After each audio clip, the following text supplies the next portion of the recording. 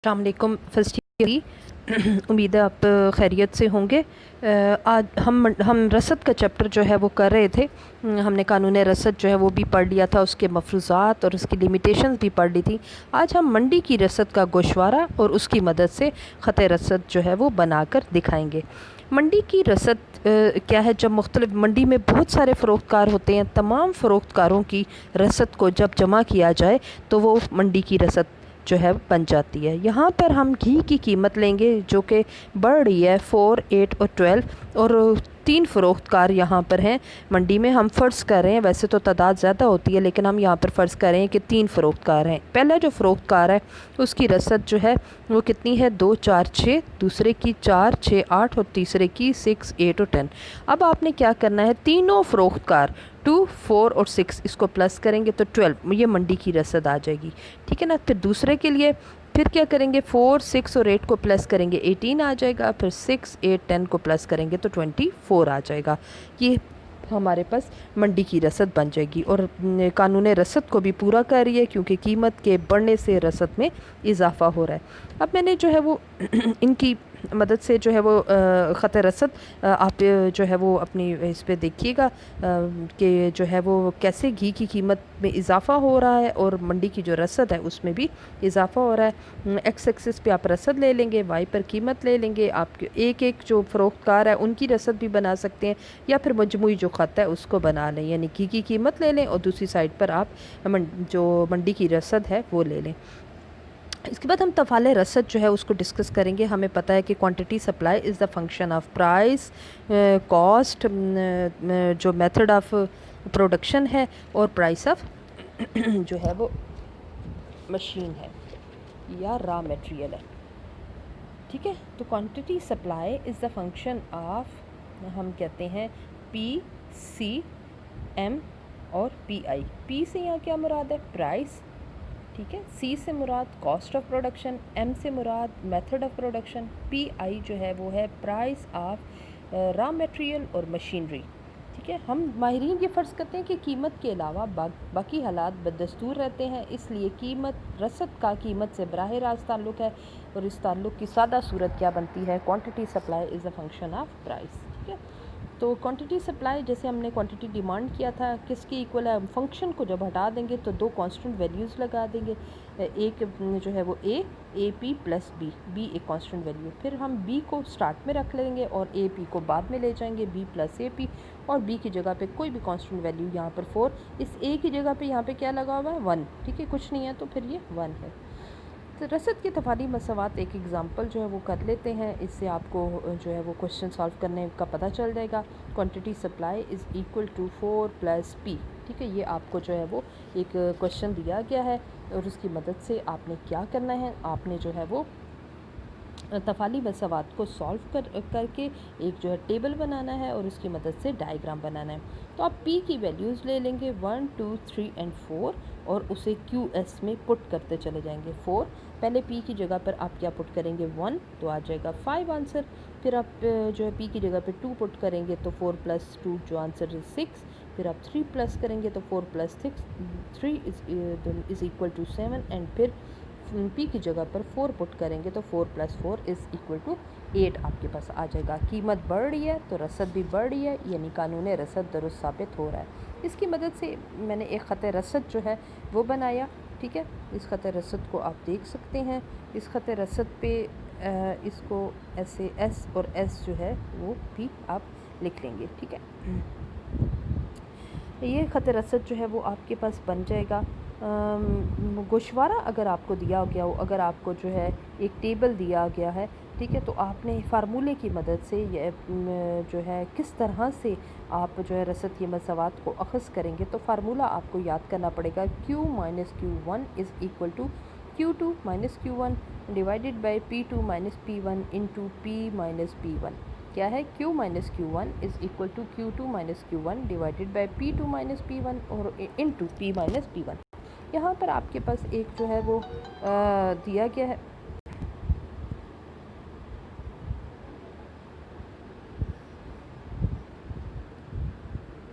यहाँ पर आपके पास जो है वो एक टेबल दिया गया है।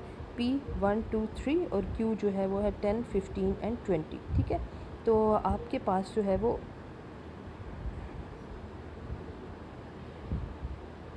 आपके पास P123 दी गया और Q जो है वो 10, 15 और 20 वो भी इंक्रीज़ हो रहा है। अब आपने इसको फार्मूले में पुट करना है।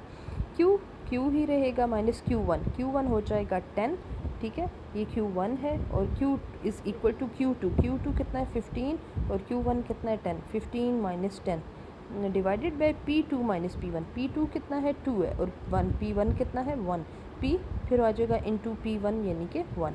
इसको आपने सॉल्व करते जाना है। 15 माइनस 10 जो है वो आप करेंगे डिवाइडेड बाय 2 माइनस 1।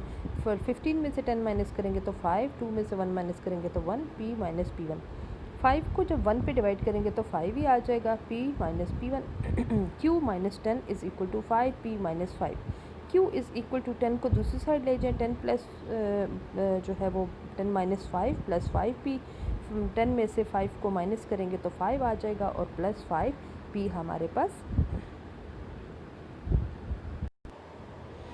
तो Q is equal to 5 plus 5P आपके पास आंसर आ जाएगा। P के साथ प्लस का साइन है, इसका मतलब है कि ये रसद की मसावात बन जाएगी। ठीक है, तो फार्मूला आपको याद करना पड़ेगा। फिर आपने टेबल आपको दिया गया होगा पेपर में और उसमें से वैल्यूज़ आपने फार्मूले में पुट करके और जो है वो रसद की मसावात को बना लेना है।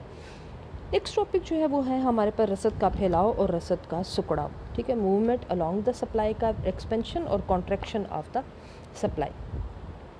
ठीक है, जब किसी शय की अपनी कीमत में इजाफे की वजह से रसद फैल जाए तो उसे रसद का फैलाव कहते हैं, जबकि कीमत में कमी से रसद कम हो जाए तो उसे रसद का सुकड़ाव कहते हैं। हमें कानून रसद पता है कि जब कीमत बढ़ती है तो रसद भी बढ़ जाती है और जब कीमत कम होती है तो रसद भी कम हो जाती है। कीमत बढ़ रही है 10, 15, 20 और रसद भी बढ़ रही है 20, 30, 40। ठीक है, कीमत के बढ़ने से जब रसद बढ़ जाए तो उसे रसद का फैलाव कहते हैं, एक्सपेंशन कहते हैं। When the quantity supply increases in view of increase in price of A commodity, it is known as expansion or extension in the supply. On the other hand, when supply decreases due to decrease in the price of a good, it is regarded as contraction in the supply. ठीक है, supply changes only due to change in price of the commodity concerned. Under these conditions, the supply schedule and curve remain the same. ठीक है, तो अब ये जो है diagram वो कैसे बनेगा, एक मस्बत झुकाव का पॉजिटिव स्लोपिंग जो है वो कर्व आपके पास बनेगा। इस कर्व पर ऊपर की तरफ जो है वो एक्सपेंशन है और नीचे की तरफ जो है वो कॉन्ट्रैक्शन है। ये नेक्स्ट डायग्राम में मैंने आपको शो किया। ऊपर क्या है एक्सटेंशन फैलाव और नीचे क्या है हमारे पास सुकड़ाव। ठीक है, ऊपर फैलाव और नीचे सुकड़ाव है। नेक्स्ट जो है वो है शिफ्ट इन सप्लाई कर्व और राइज, रसद का बढ़ना या चढ़ना। दूसरा तरीका रसद की मुखत रसद की मुंतकिली का क्या है, रसद का बढ़ना या चढ़ना। ये रसद का बढ़ना या चढ़ना क्या है, जब किसी शय की कीमत में तब्दीली ना आए लेकिन दूसरे अवामिल की कीमतों में तब्दीली,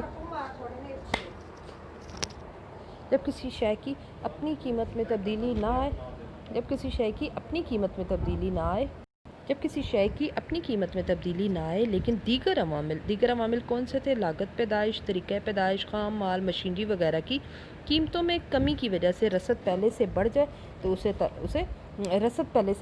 उसे रसद का बढ़ना या चढ़ना कहते हैं। जब रसद बढ़ती है तो जो नया ख़त है वो पहले ख़त के नीचे चला जाता है। ठीक है, इस दो सूरतों में हम इसको डिस्कस करेंगे। पहली सूरत में शय की कीमत में कोई तब्दीली ना आए लेकिन रसद पहले से ज़्यादा हो जाए। ठीक है, तो क्या है, when supply of a commodity increases not due to change in its own price but due to the change in other factors which are assumed to remain constant. CMPI अभी हम इनको पढ़ रहे। C means cost, M means method of production, PI means price of machinery and price of raw material. It is known as rise in supply. Under these conditions, new supply curve shift downward to the right of original supply curve. This downward shift of the supply curve may be shown under two conditions. First condition क्या है, जब कीमत में कोई तब्दीली ना आए लेकिन रसद पहले से ज़्यादा हो जाए, rise in quantity supply at the same price. और दूसरा क्या होगा, quantity supply remain the same at lower price. जब कीमत पहले से कम हो जाए और रसद में कोई तब्दीली ना। फर्स्ट केस जो है वो हम करेंगे। फर्स्ट केस क्या है, कीमत में तब्दीली ना आए, there is no change in price but supply increases. ठीक है ना, there is no change in the price, price 10, 10, 10 है एंड सप्लाई 20, 30 एंड 40 है। इसकी मदद से हमने ख़त जो बनाया ख़त रसद वो हमारे पास यहाँ पर जो है वो ख़त रसद जो है वो हमने बना लिया। रसद में कीमत में कोई तब्दीली नहीं है और रसद जो है वो तब्दील हो रही है। ये डायग्राम जो है ये थोड़ा सा ठीक नहीं बन सका, बहरहाल आपने कीमत में कोई तब्दीली नहीं करनी है, ठीक है ना। तो ये ओ एक्स पर जो है वो मतवाज़ी बनेगा, ठीक है ना। मैं इसे थोड़ा सा ठीक करने की कोशिश करती हूँ। ये आपके पास यहाँ पे ख़त ऐसा बनेगा, ये नहीं है, ठीक है, ये ख़त है।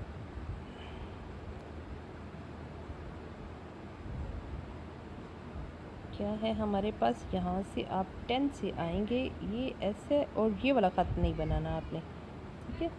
अच्छा, इसके बाद में जो है वो आपने यहाँ पर ख़त रसद जो है वो बनाना, जो जिसमें फ़र्स्ट जो है वो आपके पास मस्बत झुकाव का है, तो आपके पास जो है वो ऐसा बन जाएगा एस, सेकंड S1 या एस डैश भी कह सकते हैं, और थर्ड जो होगा वो एस डबल डैश आपके पास बन जाएगा, ठीक है ना। तो ये आपके पास ख़त रसद राइट साइड पर जो है वो इसका झुकाव होगा। नेक्स्ट जो हमारे पास क्वेश्चन है वो क्या है, नेक्स्ट दूसरी सूरत जो है वो हम लेंगे, इसमें रसद ना बदले लेकिन कीमत पहले से कम हो जाए। अब रसद जो है वो चेंज नहीं हो रही, there is no change in the supply but price changes and price decreases from 30, 20, 10 and then there is same is supply 20, 20 and 20, ठीक है। तो अब जो है इसका डायग्राम जो है वो बिल्कुल ठीक बना है। यहाँ पर 20 सप्लाई में कोई चेंज नहीं है और प्राइस पहले से कम हो रही है। इसका मतलब है कि ऊपर से नीचे की तरफ ये ख़त जो है वो आपके पास आएगा। तो एक आपका ख़त रसद ऊपर बनेगा एस, नीचे एस डैश और फिर नीचे एस डबल डैश, ठीक है। तो इस तरह से ये ख़त रसद जो है वो आपका बन जाएगा। अच्छा, फिर जो नेक्स्ट हमारे पास टॉपिक है वो है रसद का गिरना या घटना। रसद का गिरना या घटना जो है वो क्या है, when quantity supply of a commodity decreases at the same price और rise in the price does not affect supply due to the pressure of the other factors assumed to be constant, it is known as fall in supply। यानी कि जब किसी शय की अपनी कीमत तब्दील ना हो और कीमत का असर जो है वो रसद पर ना पड़े बल्कि दीगर अवामिल की कीमतों में तब्दीली से रसद पहले से कम हो जाए, तो इसे रसद का गिरना या घटना कहते हैं। इसकी भी हम दो सूरतें लेंगे। पहली सूरत में जो है वो क्वांटिटी सप्लाई लेस हो रही है at the same price, there is no change in the price but supply is decreasing, कीमत में कोई तब्दीली नहीं लेकिन रसद पहले से कम हो जाए। कीमत 10, 10, 10 मैंने रखी और रसद 40, 30 और 20 मैंने कर दी। एक ओ एक्स पर मतवाज़ी एक ख़त जो है वो आपके पास आपको नज़र आएगा और इस पर ख़त रसद जो है वो कैसे बनता चला जाएगा। फ़र्स्ट जो है वो हमारे पास 40 था तो मस्बत झुकाव का याद रखिएगा बनाना है, दूसरा 30 होगा तो ये एस डैश और तीसरा जो है वो एस डबल डैश, ये ख़त हमारे पास जो है वो बन जाएगा। अच्छा, फिर जो है वो हम दूसरी सूरत जो है वो हम ले लेंगे। दूसरी सूरत में ये है कि रसद ना बदले लेकिन कीमत पहले से बढ़ जाए। यहाँ पर क्या होगा कि रसद नहीं बदल रही, 20, 20, 20 चेंज नहीं है, there is no change, same quantity supply is same at a higher price और प्राइस 20, 30, 40 जो है वो इंक्रीज़ हो रही है, कीमत पहले से बढ़ रही है और रसद में कोई तब्दीली नहीं आ रही। तो ओ एक्स पर एक अमूदी जो है वर्टिकल जो है ख़त बनेगा और रसद का ख़त इस पर किस तरह से बनेगा वो हम देख लेते हैं। फर्स्ट जो है वो नीचे से 10 वाला एस एस आपके पास बिल्कुल सही सा फिगर आ जाएगा क्योंकि ये थोड़ा सा इस तरह से ज़रा सा मुश्किल होता है बनाना। तो ये हमारे पास जो है वो ख़त आ गया, ठीक है। तो ये सारे के सारे जो टॉपिक थे हमारे पास वो आज